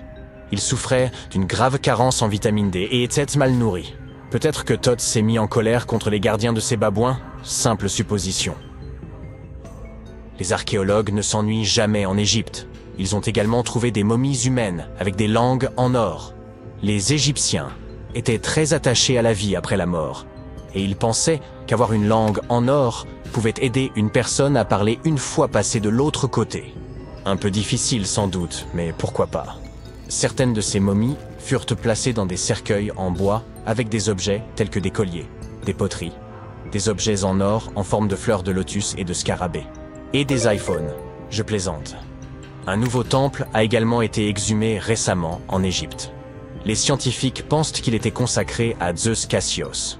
Cette divinité serait un croisement entre Zeus, la toute-puissante divinité grecque, et le mont El-Kas. En fouillant la péninsule du Sinaï, en Égypte, les archéologues sont tombés sur 2 colonnes de granit rose qui sortaient du sol. Et bingo! Ils pensent que ces colonnes représentaient la porte d'entrée du temple et qu'elles se sont effondrées lors d'un tremblement de terre il y a de nombreuses années. Et puisqu'on parle de divinité, certaines sont moins sérieuses que d'autres. Récemment, des scientifiques ont déterré un anneau d'or dans une ville située au sud du Caire. Non, Frodon, il n'est pas magique. Il s'agit d'un anneau en or, tout ce qu'il y a de plus normal, sauf qu'il est orné de la figure de la divinité de l'amusement, qu'on appelle Bès. Cette divinité est souvent décrite dans les textes sacrés comme un joyeux nain joufflu. Aujourd'hui, nombreux sont les tatouages dépourvus de signification et réalisés à des fins purement esthétiques. Dans l'Égypte ancienne, cependant, les femmes se faisaient tatouer afin d'être protégées au moment d'accoucher. C'est du moins ce que pensent les scientifiques. Dans la région du Nil, des chercheurs ont trouvé des momies dont les tatouages étaient bien conservés, ce qui est tout rare, car la peau se détériore très facilement. 2 de ces femmes s'étaient fait tatouer le bas du dos et les dessins étaient simples. Il y avait surtout des images, dont celle du nain joufflu dont nous venons de parler, Bès. Protéger les femmes lors de leur accouchement était donc apparemment son hobby. Me croiriez-vous si je vous disais que les anciens Égyptiens ont inventé les robots? Non. En effet, ce n'est pas tout à fait vrai. Bien sûr, c'étaient des astronomes, des mathématiciens et des ingénieurs. Mais ils sont également les auteurs d'une invention farfelue, une divinité automatisée que les scientifiques appellent Hathor. Cette statue en bois se trouvait depuis des années au Metropolitan Museum of Art, jusqu'à ce que quelqu'un remarque qu'elle avait un secret. À l'aide d'un scanner à rayon X, les spécialistes ont découvert un système mécanique à l'intérieur de la statue. L'axe en forme de poulie va de l'épaule de la statue à sa jambe gauche. Lorsque le système tourne, la statue lève et abaisse sa main, comme pour dire bonjour. Les étés au Moyen-Orient sont si intenses qu'ils transforment radicalement le paysage, faisant ressurgir d'anciennes cités oubliées. En 2018, une ville construite par un mystérieux empire le long du fleuve Tigre a été libérée de son piège aquatique. Les archéologues se sont précipités sur le site, ne voulant pas manquer cette occasion unique de fouiller et d'en apprendre davantage sur l'histoire de cette cité. Ils pensaient avoir découvert Zakiku, une ville de l'âge du bronze, fondée il y a plus de 3000 ans et submergée dans les années 80 lors de la construction du barrage de Mossoul. Autrefois un centre caravanier prospère du royaume Mitanni, elle disposait d'eau en relative abondance, une ressource rare dans la région, garantissant ainsi son succès. Les connaissances sur ce royaume demeurent limitées, car aucune chronique écrite n'a été trouvée lors des fouilles. C'est pourquoi les archéologues étaient enchantés de découvrir le palais complet autrefois occupé par leur souverain. Quelques années plus tard, après un nouvel assèchement de la région, ils ont mis au jour des fortifications protégeant la ville des envahisseurs. La découverte majeure de leur expédition fut un immense entrepôt public contenant des marchandises et des récoltes, des piles de blé et d'orge, ainsi que des métaux et du bois importés. Le pain constituait l'aliment de base des habitants, qui préparaient également de grandes marmites de soupe et des ragoûts de légumes. Chaque foyer élevait des moutons, des chèvres, des vaches et des porcs, assurant une source régulière de lait et de viande pour les grandes occasions. Toutes les constructions découvertes jusqu'à présent ont été édifiées à partir de briques en terre crue. Les murs, submergés pendant plus de 40 ans, sont remarquablement bien préservés, comme s'ils avaient été engloutis l'avant-veille. Le palais royal se distingue par sa taille, ses murs plus épais, et ses pavés également faits de briques de boue cuites et scellées pour être imperméables. Le souverain devait entretenir de bonnes relations avec celui du Grand Empire, dont Zakiku était tributaire. Les commerçants de la ville collectaient des poutres de bois qu'ils entreposaient. Celles-ci provenaient des forêts des montagnes situées au nord et à l'est de la Mésopotamie, et étaient acheminées par le Tigre. Les marchands venaient y écouler leurs marchandises avant de traverser le fleuve vers les régions frontalières.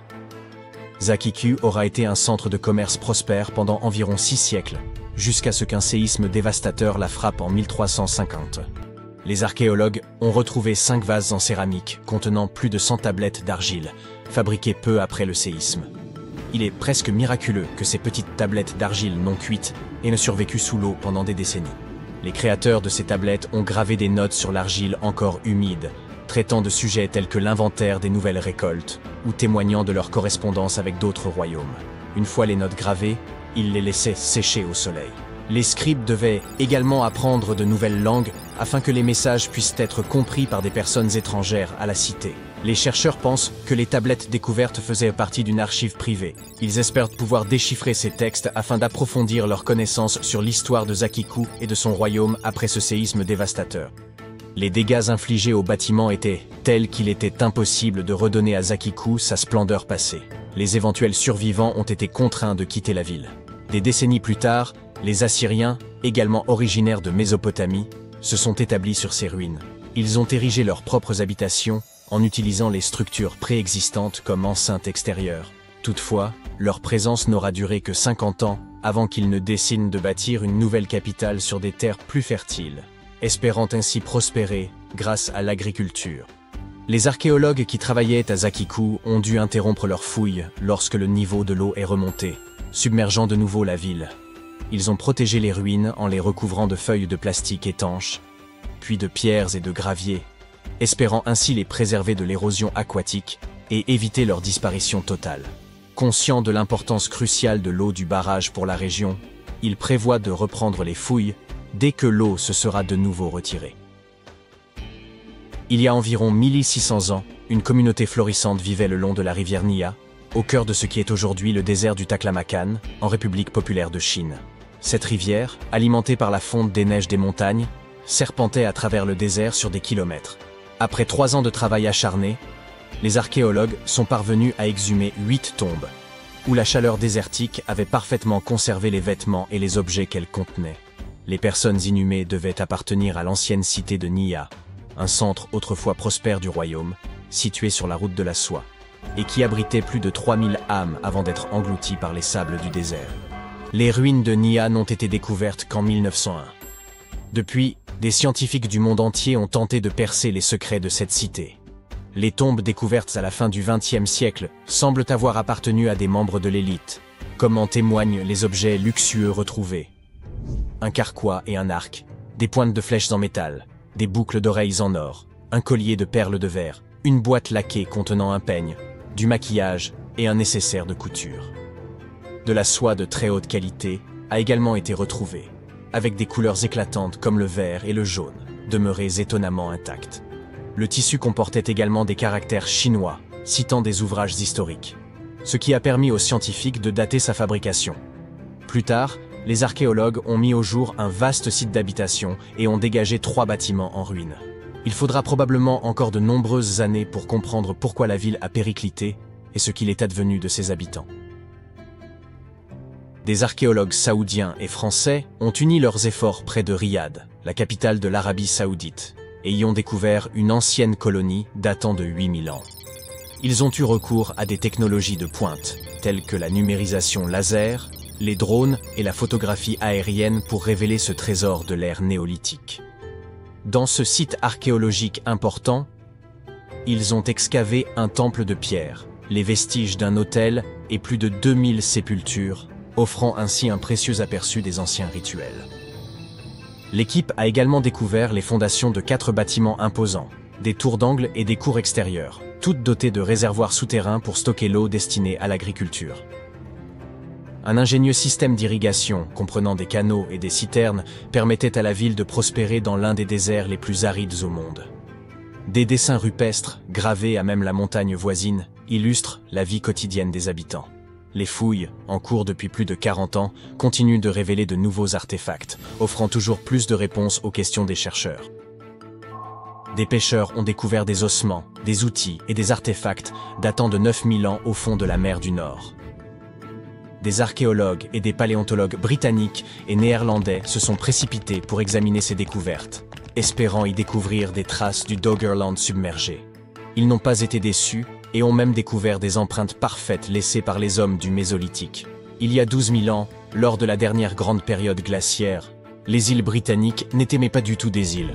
Elles faisaient partie d'une vaste terre composée de collines, de marécages et de forêts denses qui les reliaient au continent européen. Cette terre, appelée Doggerland, abritait une société de chasseurs-cueilleurs préhistoriques. Cependant, avec la fonte des glaciers, le niveau de la mer a commencé à s'élever à une vitesse d'1 à 2 mètres par siècle, forçant les habitants à migrer vers les régions qui correspondent aujourd'hui à l'Angleterre et aux Pays-Bas. Les experts ont alors décidé d'explorer l'histoire de Doggerland en exploitant les données fournies par les compagnies pétrolières opérant en mer du Nord. Jusqu'à présent, ils ont créé des modèles numériques représentant les 47 000 km² que couvrait Doggerland avant sa submersion. Ils doivent encore analyser des échantillons d'anciens insectes et de plantes préhistoriques ainsi que l'ADN des animaux retrouvés pour obtenir une image complète de cette région disparue. Lorsqu'on entend le mot « momie », ça donne parfois froid dans le dos. En effet, la plupart d'entre nous associent ce mot à ces personnages effrayants que nous avons vus dans des films d'horreur. En réalité, les momies nous ont permis de comprendre beaucoup de choses sur les civilisations anciennes, sur ceux qui les gouvernaient, et sur la façon dont les gens vivaient à la perte de leurs proches. Les Égyptiens de l'Antiquité, qui croyaient qu'une certaine forme d'existence après la mort était possible si certaines conditions étaient respectées, sont le peuple le plus connu au monde pour ses momies. Ceux-ci préservaient effectivement les corps humains par le biais du processus de momification, et plaçaient les momies dans des tombeaux équipés, un peu comme s'il s'agissait d'appartements. Pourquoi ce peuple y croyait-il? Eh bien, parce que la plupart étaient profondément liés à leur environnement naturel. Les Égyptiens étaient pleinement conscients des cycles naturels autour d'eux, comme le lever du soleil chaque jour ou de la lune la nuit, mais aussi de la façon dont la vie renaissait des plantes dans un cycle perpétuel, même à voir faner. Ils croyaient également que le puissant esprit Osiris, qui représentait le cycle de la disparition et de la résurrection, jouait un rôle dans ce processus. Pour se préparer à l'au-delà, les Égyptiens de l'Antiquité suivaient certains rituels, comme la momification, qui consistait à utiliser des éléments aussi variés que le miel, les résines ou encore l'encens pour préserver les corps. Aucune momie n'est plus célèbre que celle du roi Tut, Toutankhamon. Ce jeune pharaon régna sur l'Égypte il y a plus de 3000 ans. Un problème majeur lors de la découverte des tombes royales est que la plupart ont déjà été pillées au moment où on les retrouve. Le peuple savait que les souverains laissaient de nombreux objets de valeur à leur côté après leur mort, ce qui rendait ces lieux de sépulture vulnérables face aux voleurs. Étonnamment, lorsque la tombe du roi Tut fut ouverte en 1922, les gens se réjouirent, car elle n'avait pas été volée à l'instar de beaucoup d'autres tombes royales. C'est dire à quel point elle était bien cachée. À l'intérieur, sa momie était enfermée dans 3 cercueils au total, dont un en or. Les objets trouvés dans sa tombe furent très révélateurs de ce qu'était l'Égypte antique. L'étude de sa momie nous a également permis d'en savoir plus sur la culture et les pratiques en vigueur à l'époque où il est décédé.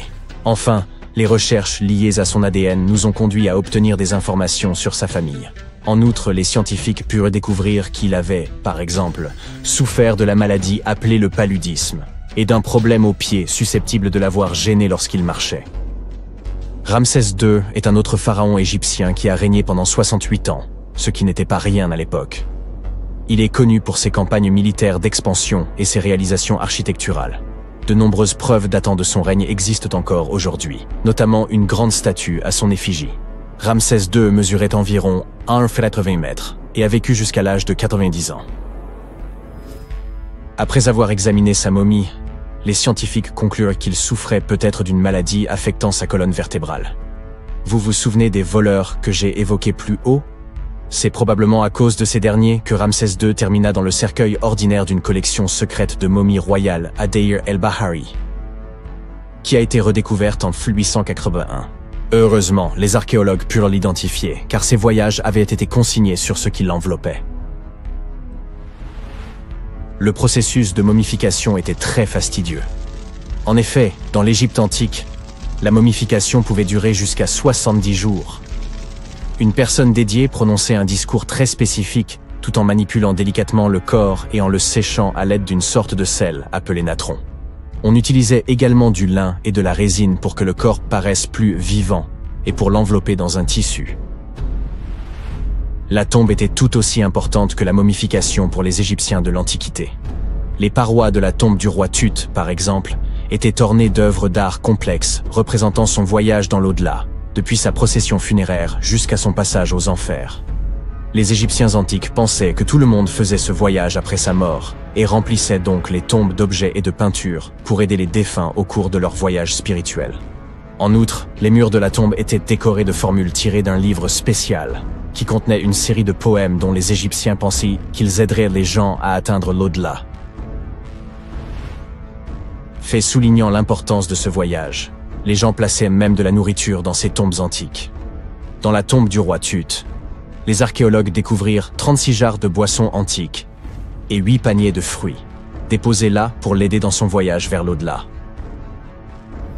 Les Égyptiens pensaient que le voyage vers l'au-delà prenait beaucoup de temps et laissaient donc des provisions conséquentes pour soutenir leurs proches. Les pharaons possédaient généralement de nombreux vêtements luxueux et de beaux bijoux dans leurs tombes afin de s'assurer que leur tenue serait à la hauteur de leur statut lors de leur voyage. On a retrouvé des vêtements en lin tels que des tuniques, des écharpes, des gants et des coiffes. De nombreux bijoux en or ornés de pierres précieuses, des bracelets aux boucles d'oreilles, en passant par des colliers et des bagues, mais aussi des représentations d'insectes censés les protéger. Certaines tombes contenaient même des éventails en ivoire et en plumes d'autruche pour les garder au frais dans l'au-delà. Aussi fou que ça puisse paraître, Certains souverains de l'Antiquité furent placés dans leurs appartements éternels avec des bateaux. Par exemple, le pharaon Khufu fit construire la grande pyramide de Gizeh pour en faire son tombeau, et un grand bateau fut retrouvé à l'intérieur. Le roi Tut, quant à lui, fut enterré avec plusieurs pages de bateaux, mais pas de bateau à proprement parler. À la place, il avait 3 chars et de nombreux bâtons de marche en matériaux précieux, ce qui indique peut-être qu'il souhaitait se rendre dans l'au-delà par la terre et non par l'eau. Parmi les objets les plus intéressants trouvés près des momies antiques, on trouve des flacons d'huile et de parfums. Si les souverains étaient censés toujours être à la dernière mode, pourquoi ne pas sentir bon par la même occasion, n'est-ce pas? Certains d'entre eux possédaient également des jeux de société, la plupart fabriqués dans des matériaux précieux, comme l'or ou l'ivoire.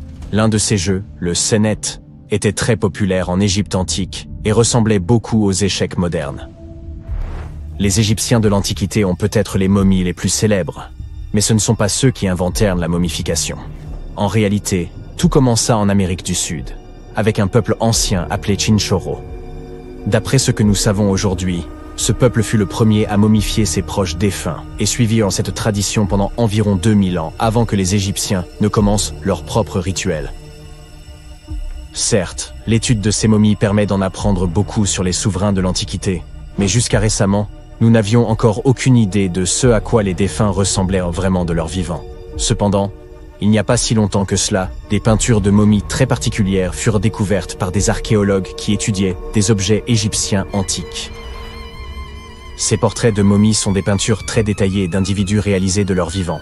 Ils étaient souvent peints sur du bois, contrairement aux portraits sur toile classiques que nous connaissons tous. Ces portraits sont appréciés pour leur réalisme et leur beauté, et ont même été utilisés par des chercheurs pour diagnostiquer des maladies en les comparant aux momies correspondantes. Certains de ces portraits comportent également des représentations de bijoux, qui ont été retrouvés plus tard sur les momies. La découverte récente de ces portraits de momies en Égypte centrale revêt une grande importance, car c'est la première fois depuis plus d'1 siècle que de telles peintures sont retrouvées. Les momies sont apparues partout dans le monde de manière naturelle. En effet, la momification peut se produire sans que l'homme n'intervienne, en raison de conditions naturelles, par exemple des environnements extrêmement froids ou chauds, des endroits où l'oxygène manque, ou une exposition accidentelle à des produits chimiques qui préservent le corps. Les conditions que je viens de citer ne permettent pas aux bactéries de se développer, ce qui fait que le corps reste plus ou moins intact. Le célèbre Otzi est l'une de ces momies. Nous savons aujourd'hui qu'il s'agissait d'un homme ayant vécu il y a environ 5000 ans en Europe, mais lors de sa découverte dans les Alpes en 1991, les autorités autrichiennes crurent d'abord qu'il s'agissait d'un alpiniste moderne en raison de la bonne conservation du corps. Cependant, après avoir retiré l'homme des glaces du glacier, il fut établi qu'il datait en fait de l'âge du cuivre. Quand tu entends parler de ruines anciennes, tu ne les imagines jamais suspendues quelque part, ou simplement accrochées à la branche d'un arbre, n'est-ce pas? En fait, pour la plupart des objets anciens que nous avons exposés dans les musées du monde entier, les archéologues ont fait un travail de fouille impressionnant. Tu vois, les bâtiments ont cette drôle de façon de se dégrader avec le temps si l'on n'en prend pas soin correctement. Parfois, nous devons réutiliser certains matériaux de construction et une bâtisse plus ancienne peut alors être sacrifiée dans le processus.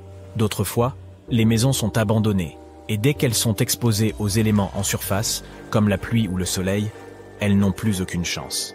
Certaines s'écroulent tout simplement sous l'effet de la bonne vieille érosion. La seule façon pour un édifice de survivre à l'épreuve du temps est d'être enterré en profondeur. Mais comment ces architectures finissent-elles par être enterrées? C'est une véritable comédie d'erreurs. Les villes anciennes avaient l'habitude d'élever progressivement le niveau de leur sol, comme un enfant qui ajoute des garnitures à sa coupe glacée. En effet, ces colonies étaient toujours occupées à collecter de la nourriture et des matériaux de construction pour faire face à l'augmentation constante de leur population.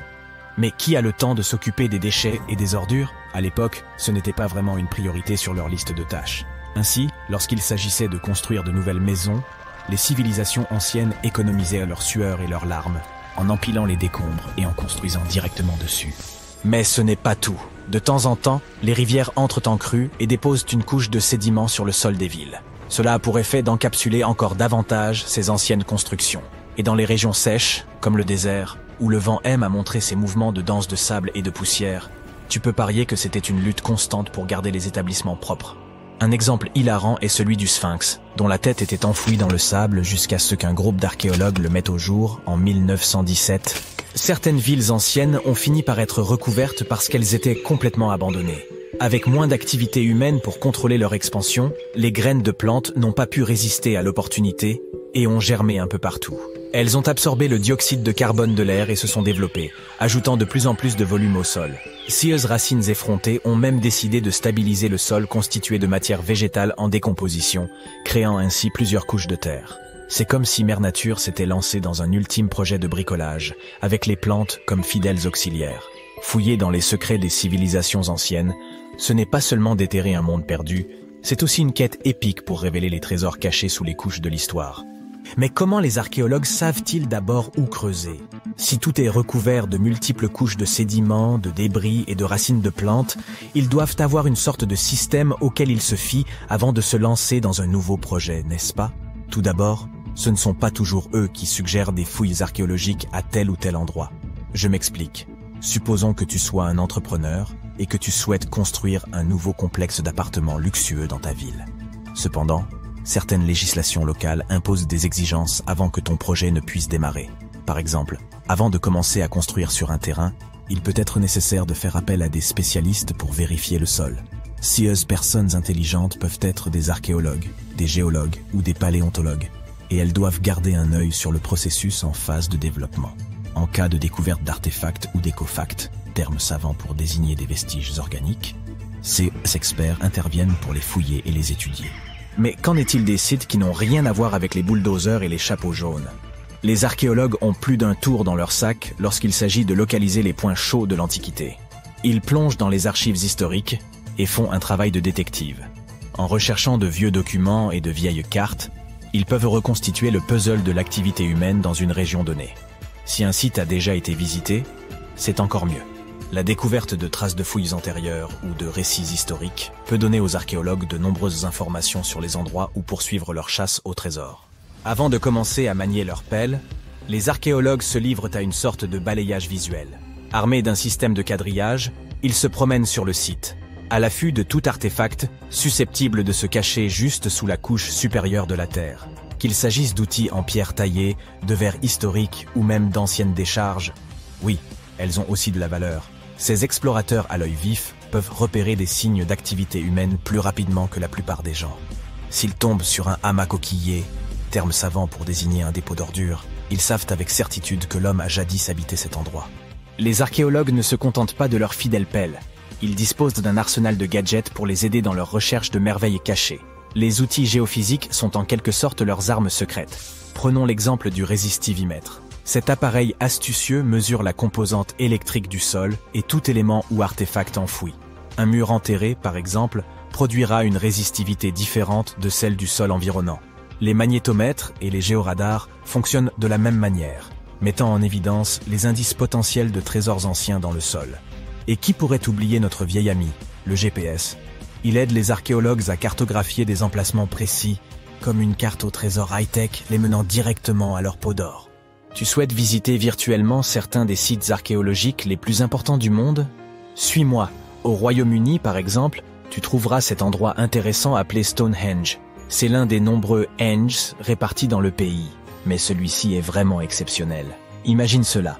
Des pierres anciennes et massives se dressent fièrement, disposées sous forme d'un anneau à l'extérieur et d'un fer à cheval à l'intérieur, avec quelques pierres plus petites pour faire bonne mesure. Et devine quoi? Ces pierres étonnantes existent depuis plus de 5000 ans. C'est ce que l'on appelle une longévité à toute épreuve. C'est là que les choses deviennent intéressantes. Selon le folklore local, le légendaire magicien Merlin a sorti sa baguette magique et a téléporté ces pierres massives depuis l'Irlande.